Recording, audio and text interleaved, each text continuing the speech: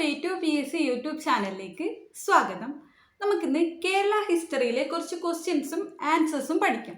അപ്പോൾ arrival of Europeans, contributions of Europeans. അപ്പോൾ യൂറോപ്യന്മാരുടെ ആഗമനം എന്ന ഭാഗത്തിലെ കുറച്ച് ക്വസ്റ്റ്യൻസ് ആണ് ഞാൻ പറയുന്നത്.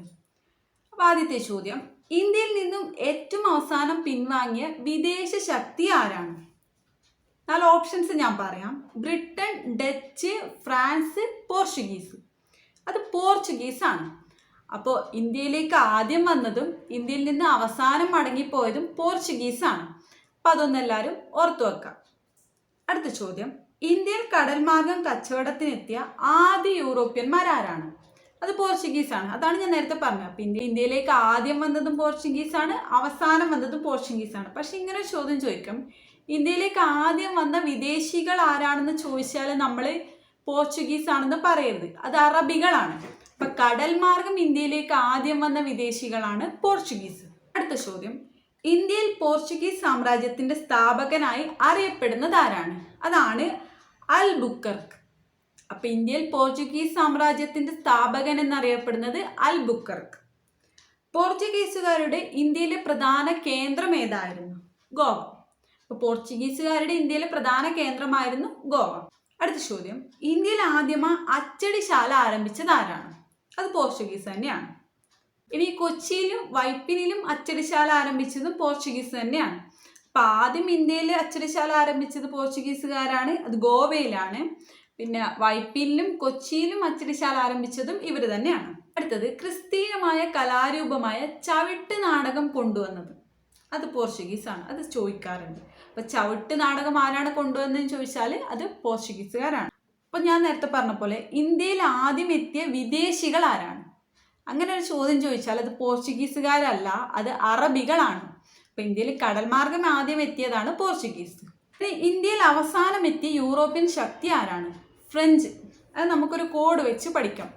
പോ ഡാ ബി ഫെ.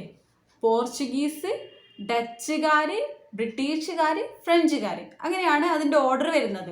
അപ്പോൾ അത് ഞാനിവിടെ എഴുതി കാണിക്കാം, അപ്പോൾ നിങ്ങൾക്ക് മനസ്സിലാവും. പോ ഡാ ബി ഫെ. പോർച്ചുഗീസുകാർ, ഡച്ചുകാർ, ബ്രിട്ടീഷുകാർ, ഫ്രഞ്ചുകാർ, അങ്ങനെയാണ് ഇന്ത്യയിൽ എത്തിയവരുടെ, യൂറോപ്യന്മാരുടെ ഒരു ഘടന വരുന്നത്, ഓരോ കാലഘട്ടത്തിലെത്തിയ വരുന്നത്. അപ്പോൾ ഇന്ത്യയിൽ അവസാനം എത്തിയവരാണ് ഫ്രഞ്ചുകാർ. ഇനി ഇന്ത്യയിൽ നിന്ന് ആദ്യം തിരികെ പോയ വിദേശ ശക്തികൾ, അത് ഡച്ചുകാരാണ്. അപ്പം ഇന്ത്യയിൽ ആദ്യം എത്തിയ വിദേശികൾ പറയുന്നത് പോർച്ചുഗീസുകാരാണ്. ഇന്ത്യയിൽ അവസാനം എത്തിയ വിദേശികൾ എന്ന് പറയുന്നത് ഫ്രഞ്ചുകാരാണ്. ഇന്ത്യയിൽ നിന്ന് ആദ്യം പോയ വിദേശികൾ ഡച്ചുകാരാണ്. ഇന്ത്യയിൽ നിന്ന് അവസാനം പോയ വിദേശികൾ പോർച്ചുഗീസുകാരാണ്. ഇങ്ങനെ 4 കാര്യങ്ങളുണ്ട്. അത് അങ്ങോട്ടും ഇങ്ങോട്ടും മാറിപ്പോകാൻ പാടില്ല. ഇനി അടുത്ത ചോദ്യം, ഏറ്റവും കൂടുതൽ കാലം ഇന്ത്യയിൽ ഭരണ സാന്നിധ്യം ഉണ്ടായിരുന്ന യൂറോപ്യൻ ശക്തി ഏതാണ്? അപ്പം ഞാൻ ഇത്രയും പറഞ്ഞതിൽ വെച്ചിട്ട് അത് എല്ലാവർക്കും അറിയാവുന്ന കാര്യം തന്നെയാണ്. പോർച്ചുഗീസുകാരായിരിക്കും. എന്താണെന്ന് വെച്ചാൽ ആദ്യം വന്നത് അവരാണ്, അവസാനം പോയത് അവരാണ്. അപ്പം അത്രയും വർഷം അവരിവിടെ ഭരിച്ചിരുന്നു. 463 വർഷം എന്നാണ് പറയുന്നത്. 1498 മുതൽ 1961 വരെ പോർച്ചുഗീസ് ഇന്ത്യയിലുണ്ടായിരുന്നു. ഇനി കേരളത്തിലെ പോർച്ചുഗീസ് അതിക്രമങ്ങളെക്കുറിച്ച് സൂചന നൽകുന്ന ഷെയ്ഖ് സൈനുദ്ദീൻ രചിച്ച ഒരു കൃതിയുണ്ട്. അതേതാണ്? തുഹ്ഫത്തുൽ മുജാഹിദീൻ. ഈ പുസ്തകം ചോദിക്കാറുണ്ട്. അപ്പം തുഹ്ഫത്തുൽ മുജാഹിദീൻ എന്ന പുസ്തകം രചിച്ചത് ഷെയ്ഖ് സൈനുദ്ദീൻ ആണ്. അതിലെന്താണ് പറയുന്നത്? പോർച്ചുഗീസുകാരുടെ അതിക്രമങ്ങളെക്കുറിച്ചാണ്. കേരളത്തിലെ പോർച്ചുഗീസുകാരുടെ അതിക്രമങ്ങളെക്കുറിച്ചാണ് ആ പുസ്തകത്തിൽ പറയുന്നത്. ഇനി അടുത്ത്, വാസ്കോഡ ഗാമ കോഴിക്കോട് കപ്പലിറങ്ങിയ വർഷം? 1498 വാസ്കോഡ ഗാമ കോഴിക്കോട് കപ്പലിറങ്ങിയത്. ഇനി കടൽ മാർഗം ഇന്ത്യയിലെത്തിയ ആദ്യ യൂറോപ്യൻ ആരാണ്? അതാണ് വാസ്കോഡ ഗാമ. അദ്ദേഹം കോഴിക്കോട് കാപ്പാട് കപ്പലിറങ്ങി 1498. അടുത്ത ചോദ്യം, വാസ്കോഡ ഗാമയെ ഇന്ത്യയിലേക്ക് അയച്ച പോർച്ചുഗീസ് രാജാവിൻ്റെ പേരെന്താണ്? Manuel first. അപ്പോൾ വാസ്കോഡ ഗാമയെ ഇന്ത്യയിലേക്ക് അയച്ചത് മാനുവൽ ഫസ്റ്റ് ആണ്. വാസ്കോഡ ഗാമ സഞ്ചരിച്ച കപ്പലിൻ്റെ പേര് സെന്റ് ഗബ്രിയേൽ. വാസ്കോഡ ഗാമ സഞ്ചരിച്ച കപ്പലിൻ്റെ പേര് സെന്റ് ഗബ്രിയേൽ എന്നാണ്. വാസ്കോഡ ഗാമ ആദ്യമായി ഇന്ത്യയിലെത്തിയത് 1498 മെയ് 20 പറഞ്ഞു. ഇനി വാസ്കോഡ ഗാമ രണ്ടാമതായി ഇന്ത്യയിലെത്തിയത് 1502.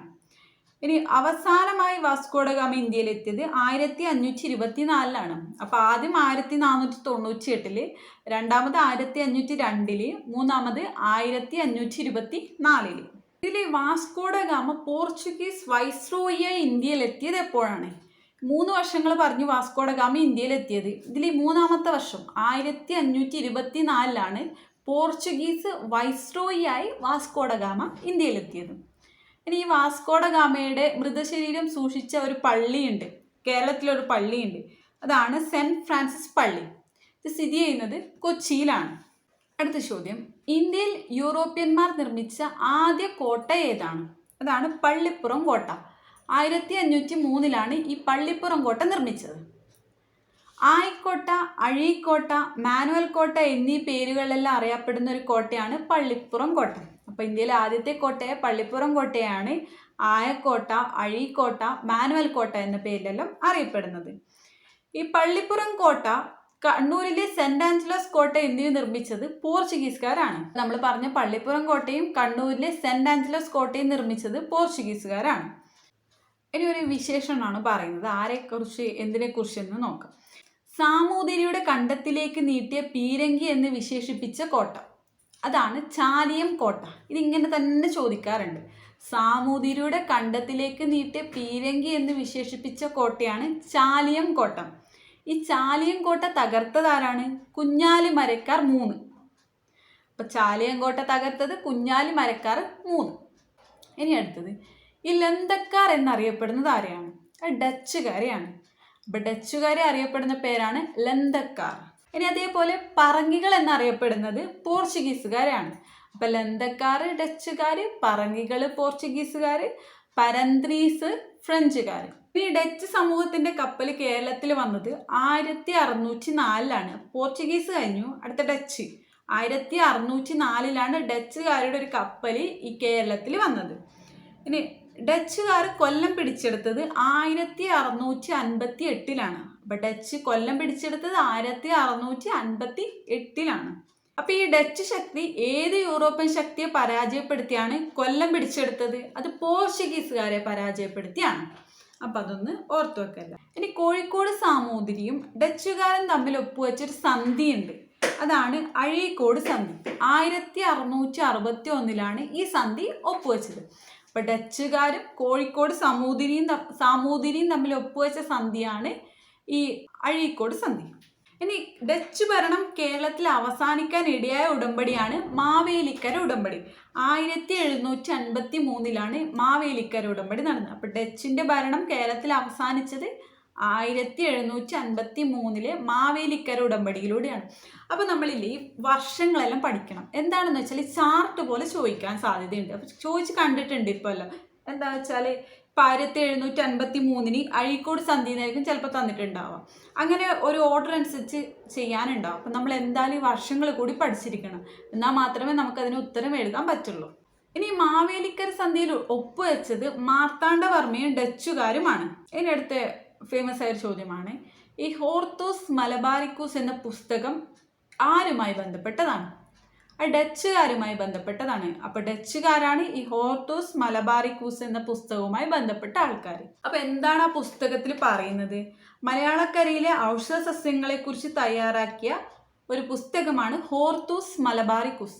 ഇത് ലാറ്റിൻ ഭാഷയിലാണ് തയ്യാറാക്കിയത്. ഡച്ചുകാരുടെ ഏറ്റവും വലിയ സംഭാവന കൂടിയാണ് ഈ ഹോർത്തൂസ് മലബാരിക്കൂസ് എന്ന പുസ്തകം. ഈ ഹോർത്തൂസ് മലബാരിക്കൂസ് എന്ന പുസ്തകം രചിച്ച ആളാണ് അഡ്മിറൽ വാൻ റീഡ്. കേരളാരാമം എന്നറിയപ്പെടുന്ന പുസ്തകം കൂടിയാണ് ഹോർത്തൂസ് മലബാരിക്കൂസ്. അപ്പോൾ ഈ പുസ്തകത്തിനെ പറ്റിയിട്ടുള്ള ഒരു ഷോർട്സ് ഞാൻ ഓൾറെഡി ചെയ്തിട്ടുണ്ട്. അപ്പം അതിൽ ഡീറ്റെയിൽ ആയിട്ടുള്ള കാര്യങ്ങൾ ഞാൻ പറയുന്നുണ്ട്. അപ്പോൾ എല്ലാവരും ആ പുസ്തകത്തിനെ പറ്റി പറഞ്ഞ വീഡിയോ ഒന്ന് നോക്കണം. എന്താ വെച്ചാൽ ആ പുസ്തകത്തിനെ പറ്റി സാധാരണ ചോദിക്കാറുണ്ട്. മറ്റേ ഇട്ടി അച്യുതനും അങ്ങനത്തെ കുറേ ആൾക്കാരെ പറ്റി ആ പുസ്തകത്തിൽ അവരെല്ലാം സഹായിച്ചിട്ടാണ് പുസ്തകം എഴുതിയെന്നെല്ലാം പറയുന്നുണ്ട്. അപ്പോൾ അതെല്ലാവരും ഒന്ന് നോക്കാം. അപ്പം ഇത്രയാണ് കുറച്ച് കാര്യങ്ങൾ, യൂറോപ്യന്മാരുടെ ആഗമനത്തെക്കുറിച്ചുള്ള കുറച്ച് കാര്യങ്ങൾ മാത്രമേ ഞാൻ പറഞ്ഞിട്ടുള്ളൂ. ഒരുപാട് കാര്യങ്ങൾ പറയാനുണ്ട്. ഞാൻ ഇപ്പോൾ ഡച്ചുകാരെ മാത്രമേ പറഞ്ഞിട്ടുള്ളൂ. ഇനി ബ്രിട്ടീഷുകാരും ഉണ്ട് പറയാൻ, ഫ്രഞ്ചുകാരെല്ലാം പറയാനുണ്ട്. അവരെക്കുറിച്ചുള്ള എല്ലാം ക്ലാസ്സുകൾ ഇനി അടുത്ത വീഡിയോയിൽ ഞാൻ ഇടുന്നതാണ്. അപ്പോൾ നമ്മളെന്തായാലും ഇത്രയും കാര്യങ്ങൾ ഇവരെക്കുറിച്ചെല്ലാം പഠിച്ചു വെക്കുക. ഒരുപാട് കാര്യങ്ങൾ പഠിച്ചു വെക്കാൻ നമുക്ക് ബുദ്ധിമുട്ടുണ്ട് ഈ വർഷങ്ങളെല്ലാം പഠിച്ചു വെക്കാൻ. നമ്മൾ എന്ത് ചെയ്യുന്ന വെച്ചാൽ ഇങ്ങനെ കുറച്ച് കാര്യങ്ങളെല്ലാം ഒന്ന് പഠിച്ചു വെക്കാം. ഞാനിനി അടുത്ത വീഡിയോയിൽ ഇങ്ങനെ വർഷങ്ങൾ മാത്രമുള്ളൊരു ക്ലാസ് ഇടാം. അപ്പോൾ അത് കുറച്ചും കൂടി എല്ലാവർക്കും ഉപകാരമാകും, വർഷങ്ങൾ പഠിക്കാൻ വേണ്ടിയിട്ട്. അപ്പോൾ അതിൻ്റെ കാലഗണന ക്രമത്തിൽ തന്നെ വർഷങ്ങൾ ഇട്ടിട്ട് കാര്യങ്ങളെല്ലാം എഴുതിയിട്ട് ഞാൻ പറഞ്ഞുതരാം. അപ്പോൾ നമ്മുടെ വീഡിയോസ് എല്ലാം ഇഷ്ടപ്പെട്ടാൽ എല്ലാവരും ലൈക്ക് ചെയ്യുക, ഷെയർ ചെയ്യുക, സബ്സ്ക്രൈബ് ചെയ്യുക.